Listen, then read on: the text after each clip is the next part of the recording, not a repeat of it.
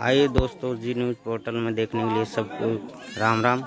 हम आपको बता रहे हैं भीमराव अम्बेडकर की जयंती मनाते हुए दर्शकों को।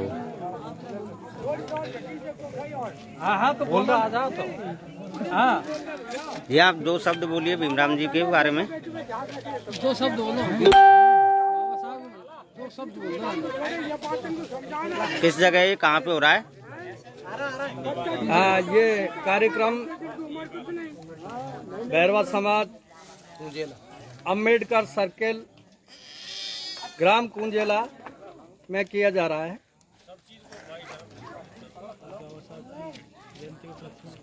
बाबा साहब की 130वीं जयंती पर जो कि यहाँ पर ये कार्यक्रम रखा गया है, और बाबा साहब की जयंती मैं सोचता हूँ कि इसी प्रकार से हम मनाते रहेंगे, ऐसे ही हम कामना करें। Okay sir.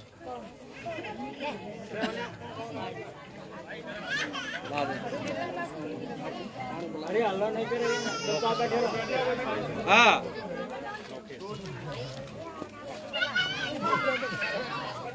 हम हमारे युवा वर्ग के लोकेश जी को आमंत्रित करते हैं कि आप आकर के और हमें सभी को अपने दो शब्द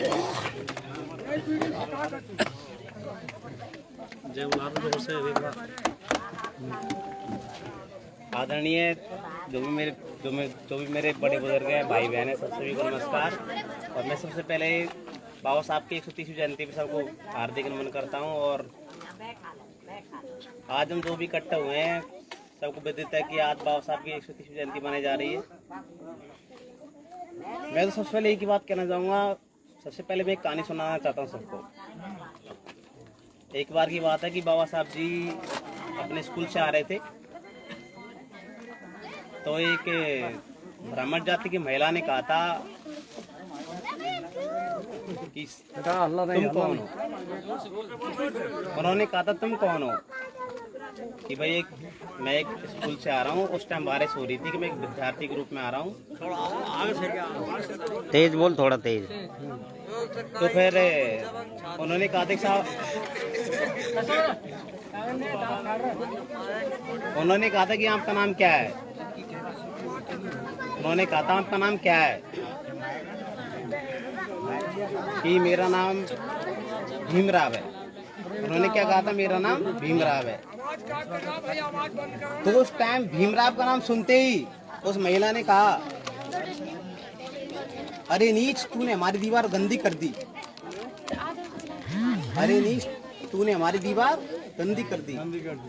देख लो, बाबा साहब उस टाइम बारिश हो रही थी, ओनली मतलब दीवार में छुप गए थे। एक ब्राह्मण जाति महिला की दीवार थी।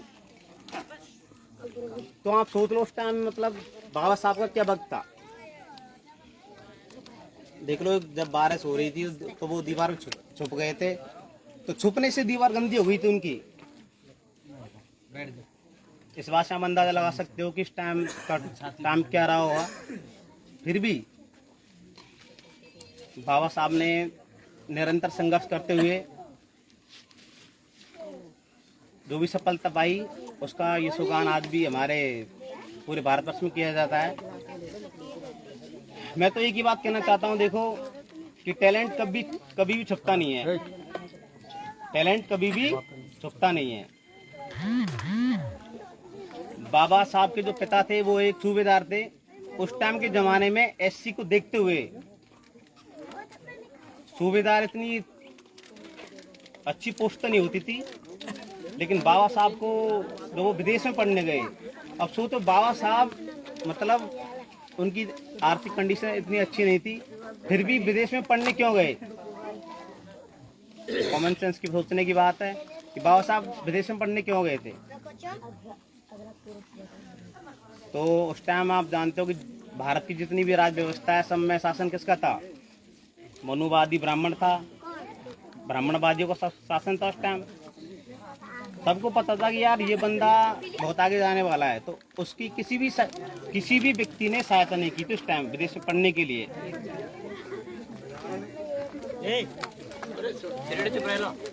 जो भी थोड़ा सुन नहीं पा रहे हैं ध्यान से सुने।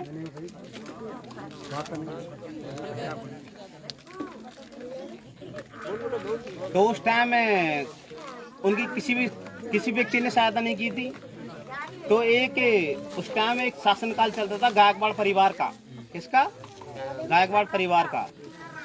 तो एक महाराष्ट्र बड़ौदा के उन्होंने उनकी सहायता की थी विदेश में पढ़ने के लिए। बड़ौदा के महाराष्ट्र गायकवाड़ परिवार से, नाम तो मुझे शायद ध्यान नहीं है, उन्होंने सहायता की थी विदेश में पढ़ने के लिए। सिर्फ उन्हीं की वजह से विदेश में पढ़ने गए थे। उनको एक बार नहीं 3 बार स्कॉलरशिप मिली थी। 3 बार स्कॉलरशिप क्यों मिली थी? क्यों? टैलेंट के दम पर। भाई टैलेंट के दम पर ही मिली थी स्कॉलरशिप, इसलिए विदेश में पढ़ने गए। और विदेश में पढ़ने गए थे तो उन्होंने विदेश में जो ख्याति अर्जित की थी। एक बार वो हार्वर्ड में गए थे पढ़ने, एक बार वो कोलंबिया भी गए। तो सारे विदेश को ये चीज पता लग गई कि यार भाई है कोई बंदा। तो उन्होंने एक बात तय कर ली थी कि भाई मुझे एक दलित वर्ग के लिए कुछ न कुछ करना है। एक बात आप हमेशा ध्यान रखना कि जो आरक्षण की व्यवस्था है ये सिर्फ एससी वालों के लिए नहीं थी। ये लोगों को सिर्फ आज तक पता हुआ कि जो आरक्षण व्यवस्था है एससी वालों के लिए नहीं थी, ये सिर्फ एसटी वालों के लिए ही थी। तो 1932 में जो पुनः पैक्ट हुआ था 25 सितंबर को, उसमें महात्मा गांधी के सामने प्रस्ताव रखा था सबसे पहले सब बाबा साहब को महार जाति से थे। आपको मैं बता देना चाहता हूँ कि महार जाति एक हरिजन तो नहीं कह सकते, हरिजन के समान ही थी। सबसे बड़ी बात तो महार जाति जो थी हरिजन के समान ही थी। हरिजन इतनी अस्पृश्यता की, जो पहले के जो बड़े मतलब मनुवादी थे वो हमेशा उनको ऐसे देखते थे। तो महात्मा गांधी के साथ में 25 सितंबर 1932 को पूरा पैक्ट हुआ था। उसमें सबसे पहले आरक्षण की व्यवस्था की थी हरिजन जाति के लिए। सबसे पहले तो हरिजन जाति को पहले वोट का अधिकार नहीं था। सबसे पहले हरिजन जाति वोट का अधिकार दिया था बाबा साहब अम्बेडकर ने सबसे पहले। तो उस टाइम क्या हुआ कि महात्मा गांधी एक अनशन पे बैठ गए थे। उनको पता था कि यार जब हरिजन जाति जैसी यदि संविधान सभा में बैठने लग जाएगी तो ब्राह्मणों का तो कोई मतलब ही नहीं है।